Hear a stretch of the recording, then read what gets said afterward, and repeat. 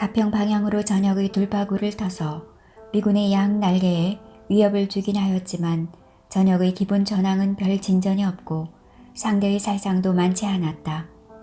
유엔군은 점차 금병산, 주겹산, 현리, 춘천의 이선 진지로 철퇴하여 계속 저지전을 벌였다.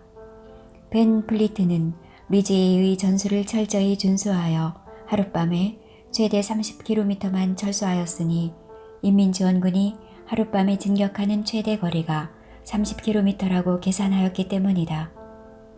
그들은 30km를 철퇴한 이후에 정지하였고 그런 연후에는 낮에 방어전에 들어갔으며 자기들의 최대의 화력으로 인민지원군을 최대한으로 살상하였다.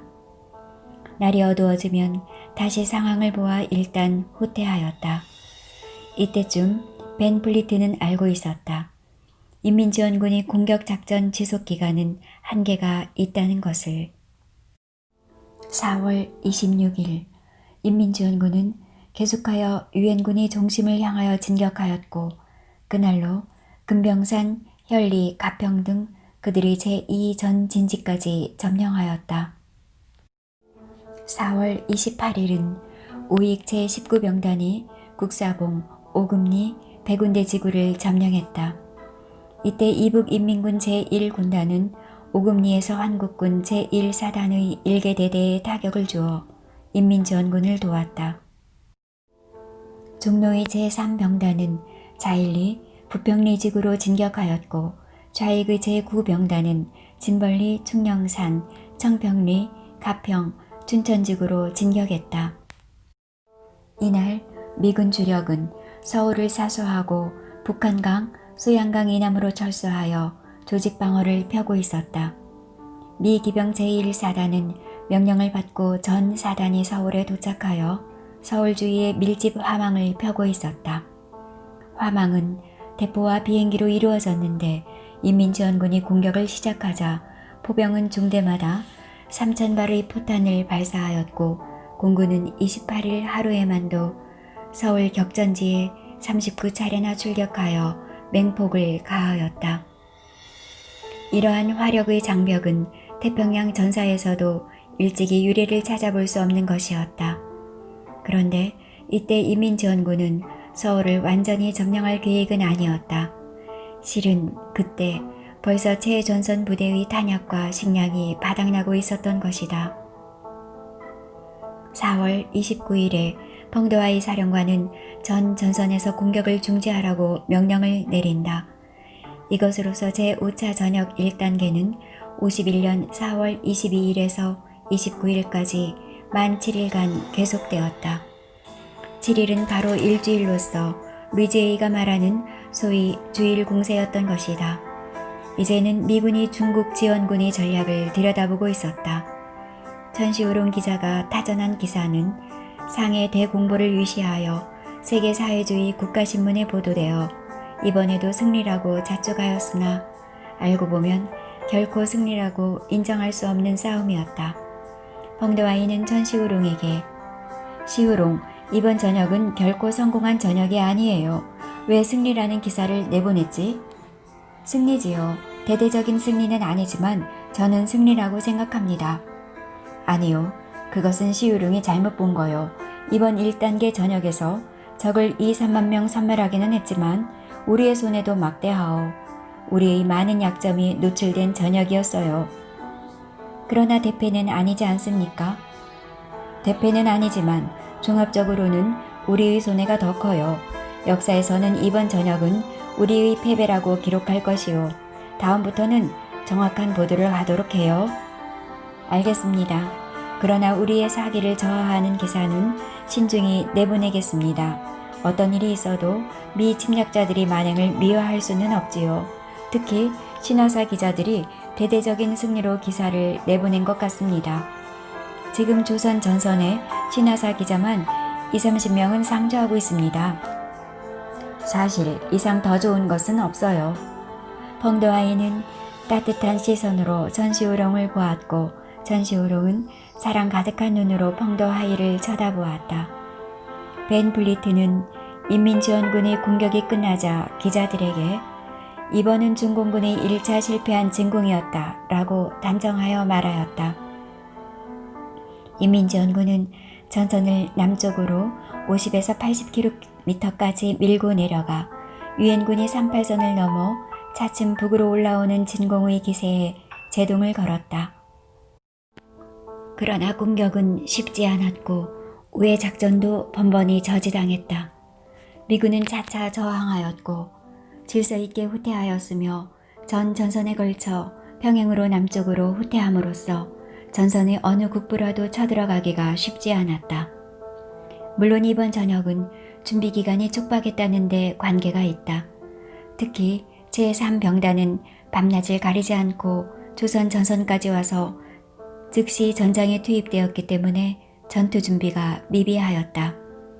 인민지원군은 확실히 여러 차례 미군을 조직적으로 포위해 놓고도 심지어는 일개 사단을 완전히 포위하고도 미군의 강력한 화력의 엄호하에 일개 사단, 일개 연대를 고스란히 놓쳐버리곤 하였다. 펑도아에게 참모진이 한 통의 적정 통보문을 가지고 왔다. 미군은 지원군이 공격을 정지할 때 이미 전선에서 반격의 기미가 있음. 이른바 리지에이의 좌석 전술인 것이다. 바싹 달라붙어 인민지원군에게 준비할 시간의 여유를 주지 않겠다는 것이었다. 이쪽에서도 그들이 전법을 안 이상 앉아서 당할 수는 없는 일, 즉시 작전을 개시하여 리지에이가 마음대로 반격하지 못하게 하여야 했다. 인민지원군이 진공을 시작할 때 리지웨이와 벤 플리트 두 사람의 관점은 아주 비슷했다. 방어선을 철저히 정돈하여 질서 있게 후퇴하되 적의 예봉은 피하며 주일 공세가 끝나기를 기다려 즉시 반격에 들어간다. 반격 시는 가능한 한 적을 다량 살상한다는 것이었다. 제1단계에서 인민지원군의 돌격 방향은 서부전선 위주였다. 그 때문에 지금 전선의 형태는 서남방에서 동북 방향으로 기울어져 있는 형태여서 동부전선을 방어하는 국군 제3, 5, 9 사단의 3개 사단의 옆 날개가 드러나 있는 형국이었다. 리지에이가 서울은 절대 포기하지 말라고 명령하였기 때문에 미군 주력은 서울 주위에 집중되어 서울 사소의 태세를 갖추고 있었다. 그들을 맡았던 인민지원군 제19병단은 공격을 하다가 아직 후퇴하지 않고 여전히 서울의 최전선에서 미군의 압력을 가하고 있었다. 만약 19병단 주력이 신속하게 동쪽으로 이동하면 한국 군대의 측면이 드러나 있고 미군은 빨리 서울을 빠져나오려 하지 않는 기회를 틈타 허약한 한국 군대 몇 개 사단에 큰 타격을 줄 수 있을 것 같았다. 인민지원군의 주력이 동쪽으로 이동하는 것을 들키지 않기 위하여 펑도아에는 제19병단과 이북 인민군 제1군단에게 전문을 보낸다. 서부전선의 미군, 영국군, 터키군의 8개 사단이 서울 주위 및 한강 남한에 집결하여 있으며 우리에게 서울 공략을 유인하여 살상을 가하려 계획하고 있다. 적을 미혹하기 위하여 인민지원군 제1군단은 서울 하류 한강 부간에서 강을 건널 것처럼 양동작전을 펼치고 소부대는 당면히 적을 습격하여 교란시키기 바란다. 제19병단은 서울 동쪽 한강 상류에서 동시에 도강할 것처럼 양동작전을 펼치라. 제39군 주력은 수양강을 건너 춘천, 홍천 간에 진입하여 아군 제3병단이 다음 달 초에 동부전선으로 출격하는 것을 엄호하여 한국군 제3사단을 소멸하라. 이 전무는 비밀을 엄수하고 하달하지 말 것이며 열람 후 소각하라. 이때 리지웨이는 중국 지원군 주력이 다시 집결하고 있다는 정보를 입수한다. 그는 자력 전술을 견지함과 동시에 소부대는 계속하여 적극 반격하라 하였다. 리지웨이는 인민지원군의 다음 단계의 주 공격 방향은 중부전선이라고 판단하고 미 제7사단을 주곡리, 용두리직으로 이동하고 국군 제2사단은 화야산, 정배직으로 이동하여 미 제9군단의 방어를 보강하게 하였다. 이처럼 비록 동부전선의 국군 3개 사단의 축구면에 힘을 보강하였지만 그 옆 날개는 여전히 노출되어 있었다. 5월 6일 저녁, 인민지원군의 제5차 저녁 제2단계의 작전 명령이 하달되었다. 제2단계 작전 명령의 주요 내용은 다음과 같다. 인민지원군 제9병단과 조선인민군 제3, 제5군단은 먼저 힘을 집중하여 현리지구의 한국군 제3, 5, 9군단을 섬멸하고 연후의 기회를 보아 한국군 수도사단과 제11사단을 섬멸한다. 종로의 인민지원군 제3군단은 미군과 한국군의 연계를 끊고 동쪽 지원부대인 미 제10군단을 저지 공격한다. 서로의 제19병단은 당면한 적을 견제하되 동부전선과 협조하에 작전한다. 각 부대는 5월 10일 이전에 충분한 탄약과 식량을 휴대하여야 하며 9일 혹은 10일 야간에 공격준비 위치까지 이동하여 14일 여명 전에 집결 완료한다. 미군이 아직 눈치채지 못한 상황에서 5월 9일부터 인민지원군 동쪽 이동부대는 고산협곡을 가로지르고 산간 소로의 관목숲을 지나 15일 이전에 저녁 발동 위치에 도착하였다.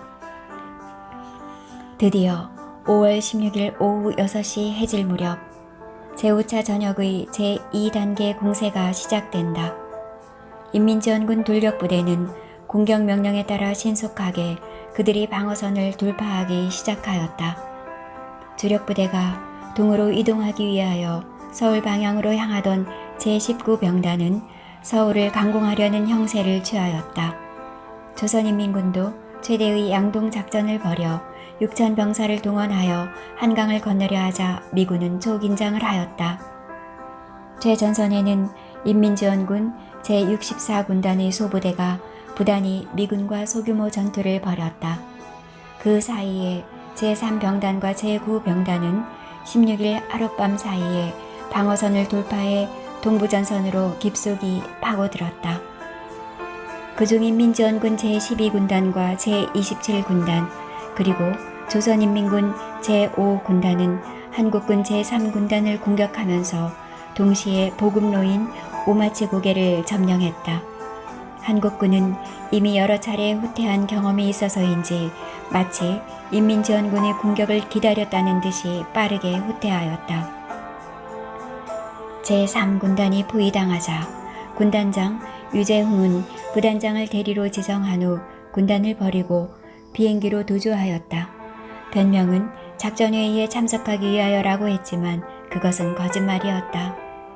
이 도주 행각으로 국군 제3군단은 주의 체제가 불가능한 와해 상태에 빠졌으며 사단장을 위시하여 모든 주의관들이 주의를 포기하고 계급장도 떼어버리고 살기 위해 무분별한 도피 행각을 벌였다. 사냐에는 탈진과 굶주림으로 사망한 국군의 시신이 백결치게 널리게 되었다. 결국 현리에서 한국군 제3군단의 예하 제3사단과 제9사단 병력은 19,000여 명이 희생되었고 병력의 40%가량만 복귀하였으며 무기는 거의 다 빼앗기고 말았다. 이 현리 전투는 한국 역사상 임진왜란 당시의 7,000량 해전, 병자호란 당시의 쌍용 전투와 함께 최악의 3대 패전으로 꼽히게 되었다. 미군은 이처럼 무능한 군대는 근본적으로 존재할 가치가 없다고 여기고 국군 제3군단은 5월 26일불로 완전 해체해버리고 만다. 본토의 군대가 본토의 전투에서 패망하였다고 지원 나온 외국 군대가 자기들이 작전의 위협을 받았다는 이유로 본토의 군대를 해산한 예는 그 이유 여하를 막론하고 세계전쟁 사상 회귀하고 귀괴한 사건이 아닐 수 없다.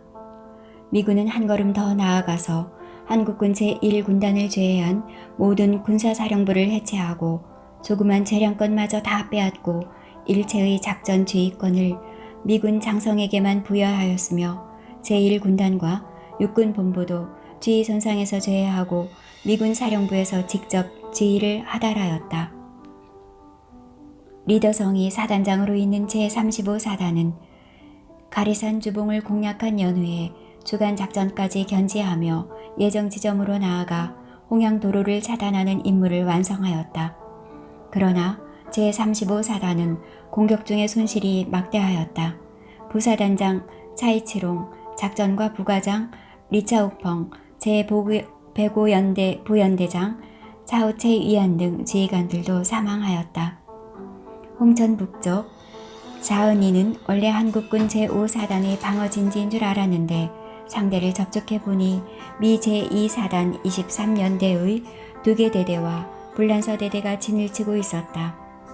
인민지원군 제12군 군단장 정사호사는 비록 적정에 변화가 있지만 적을 섬멸할 좋은 기회라고 생각했다.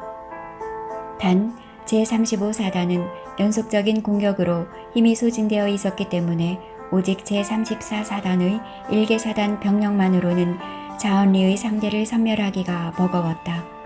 그리하여 즉시 병단에 타전하여 원래 계획을 바꾸어 제31사단을 함께 묶어 협력하여 미군 2개 대대와 불란서 대대를 섬멸하게 해달라고 건의하였다. 그러나 병단에서 온 회신은 오직 제100연대의 1개 대대만 지원할 테니 31사단은 계속하여 자기들의 임무를 완성하게 하라고 했다. 그러나 통신 문제로 제100연대마저 제때의 명령을 받지 못하고 벌써 남쪽으로 이동해버리고 없었다. 정사우산 군단장은 의원이 제34사단에서 2개 연대를 차출하고 제35사단 책임하에 적을 결단내기로 작정하였다. 2개 연대의 중국 병사는 강력한 화력을 가지고 있는 미군을 조금도 두려워하지 않고 용감하게 돌격하였다. 불란서 대대는 전에 지평리 전투에서 인민지원군과 혈전을 벌였던 그 부대로서 지휘관 역시 그 전륜발이 회병단의 노병이었다. 전투는 6시간 동안 계속되었고 중국 병사들은 미 제23연대와 불란서 대대에 대타격을 가하고 200여 명을 포로로 잡고 자동차, 탱크 250량을 파괴하였다. 미 제2사단과 불란서 대대는 수절의 타격을 받은 후 남쪽으로 도주하기 시작하였다. 그들은 18일에서 20일 사이에 부경동과 한계 지구에서 또다시 중국 제60군 181사단의 포위 공격을 받았다. 그중 제542연대는 도로상에서 불란서 대대를 가로막고 머리에 붉은 천을 감은 그들 불란서군에게 맹렬한 공격을 퍼부어 다시 한번 엄중한 살상을 가하였다. 4월 21일까지 중조 군대는 동부전선에서 보편적으로 남쪽으로 50에서 60km까지 밀고 내려갔고 그 중에서 제3병단이 돌파 후 가장 멀리 뚫고 내려갔다. 그 중에서도 제12군은 이미 37도선까지 도착하였는데 제91연대 같은 경우는 남으로 150km까지 멀리 내려가 37도선 이남의 하진부리 지구까지 도착해 있었다. 그러나 인민지원군은 이때 벌써 군량이 거의 떨어져 가고 있었다. 5월 21일 펑도하이는 이러한 자세한 애로사항을 허심탄회하게 마오쩌둥에게 보고하였다. 이전에 각 전역에서는 5일분이 군량을 휴대하고 7일간 전투를 하였습니다. 그것은 당지에서 양식을 구하여 보충할 수 있었기 때문입니다. 지금은 7일간의 군량을 휴대하고 5일이나 6일밖에 전투할 수가 없습니다. 전투 중에 양식을 유실하면 당지에서 보충할 수가 없기 때문입니다. 지금 홍천의 적은 완강하게 버티고 물러나지 않고 있어서 우리 동부전선 부대들에게 군량을 보급해 줄 방법이 없습니다. 미 제3사단이 동쪽으로 이동하여 홍천과 강릉 간의 틈을 틀어막고 있습니다. 이번 5차 전역에서 서부전선 출격부대는 벌써 3만 명의 사상자를 냈고 동부전선 출격도 사상자 1만여 명이 나왔습니다. 1개월간 작전을 하였기 때문에 동서양 전선의 부대는 피로를 느껴 현재 약간 회복기를 두어 전투력을 재결집할 필요가 있습니다. 전투가 일단 시작되면 제1선까지 군량을 운수하기란 여간 어렵습니다. 인력으로 직접 운수하면서 약간은 개선할 수는 있었습니다만 우기가 닥치고 있어서 강이 넘치고 산사태가 나면 교통이 중단될까 심히 걱정됩니다. 이번 전역에서는 아직 미군이 편제를 무너뜨리지 못하고 있으며 적은 우리의 사상자를 과대선전하며 북으로 밀고 올 가능성이 있습니다. 이러한 상황을 고려해 보건대 우리 군이 계속 전진하여도 적을 소멸하기가 쉽지 않으며 헛되이 곤란만 증가시킬 수 있습니다. 차라리 일단 후퇴하여 주력군이 휴식과 정비를 함으로써 헛수고를 덜게 하느니만 못하겠습니다. 이러한 전문을 마오 주석에게 발송함과 동시에 펑더하이는 각 부대에게 진공중지를 명령하였다. 동시에 제65군은 의정부와 청평리 지구에서 적을 저지하고 제60군은 가평과 춘천 지구에서 적을 저지하며 제27군의 일개사단은 춘천과 대동리 지구에서 적을 저지하여 공동으로 제19병단, 제3병단, 제9병단의 주력이 위천리 연천 이북과 김하지구, 화천 이북지구로 이동하여 휴식과 정비를 취하도록 하였다.